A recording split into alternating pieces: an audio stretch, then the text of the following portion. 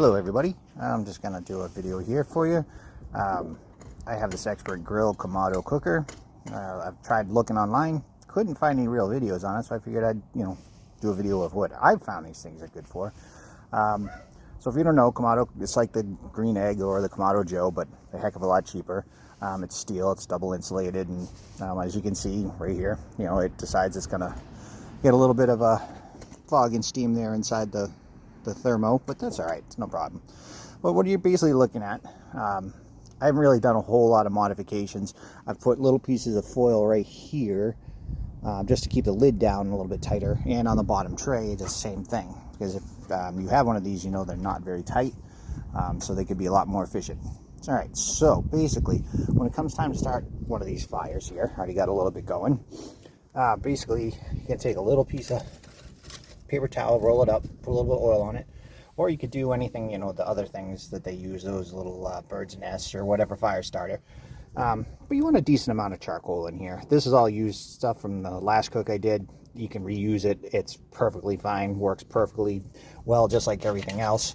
But basically all you really want to do is make sure you're pretty evenly stacked all around. And you just want to light it. Make sure your vents are wide open, like your vent right down here. Make sure that's wide open in there. And then the top, when you go to close, you want to make sure it's as tight as it can, wide as it can possibly go also. So you just basically take your lighter and light this up a little bit. And what I do is I go by the 10-minute rule. In 10 minutes you come back, the coals are started. It's very easy. So I'll be proceeding back in about 10 minutes. Alright, so here we are, about 10 minutes after I lit it. Nice little burner going in the middle, that's what we're looking for.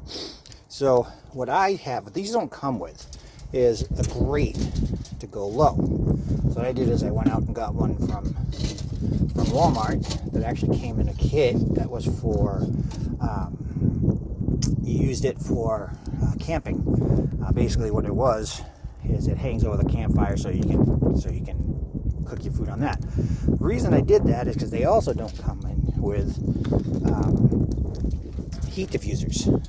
So got myself a 16-inch pie plate or pizza tray wrapped in foil, and that's what I use as a heat diffuser. So after your 10 minutes you can get this stuff all going, and then put your regular grate on top, which I love this little hook system. It's probably the greatest thing on the planet, and all you do is you basically put it in, pull back, and it lifts it right up. It's awesome. I love it. This is a really good cooker. It's got all kinds of great stuff on it. So basically this is when I'll actually come in and I'll scrape down from the last. I'll do this one more time before I put food on, because it's going to loosen it up when it gets heated up. But now you're at a point where you don't want to leave this open too much longer. It's going to get too hot. So making sure your vents are wide open, just sit there and close it down. Then you come back in another 10 minutes. One thing I did forget to mention, I usually close this down halfway once I close the lid, and then I put the bottom one at 2.5. As if you see right here, there's numbers 2, 3, 4. I usually put it on 2. This is the only time you're going to see it this wide open, generally. Been about 10 minutes. Now if you notice, temperature hasn't risen, which is fine. Okay, what I'm looking at is how the smoke comes up. Okay, it's hard to tell, it's a little bit windy, but usually you can see it's coming up faster. So you don't want this thing to overshoot, because when you overshoot you can't get it back. So what I like to do at this point is turn it down to 1, come down here, take this, and I move that down. See that screw right there? I'm going to back it up just over that screw and let that sit. That's probably where this is going to sit the whole cook. Well, you can tell. And it's really not on like other smokers or more air, the different color smoke, because once this thing gets rolling, you hardly see smoke out of it at all anyway, no matter what you do. I've never got bad smoke out of this. So we're going to let that run and see where it is in about 15 minutes. So here we are, 15 minutes later, running about 225. Might be running a little bit high, but I can get that back down. On these things, once you go over the temperature you're looking for, it's really hard to get them back down. So you got to be really careful and keep an eye on it. So like right now it's a little bit high.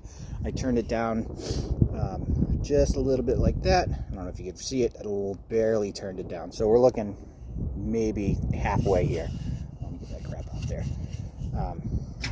About halfway. That's going to get you right around 225. Leave the bottom alone. Once you have that set, just leave it. I mean, you can have it at the screw. Sometimes it needs to go over to the one when it's a little bit colder out. But I think that screw mark for today is where I want to be. But that's basically how you get it set up. So now, because you're going to be cooking on it, going to let it go for another 20 minutes to see how it's held the temperature. And at that point, hopefully I'll be able to throw stuff on. So now I'm starting to run out of sunlight. Here it has been holding, doing pretty good. I'm going to give it another 10 minutes and I'll throw my pork line on there. And then, you know, seeing as it's not a cooking video, I won't show you that. You don't really want to see that.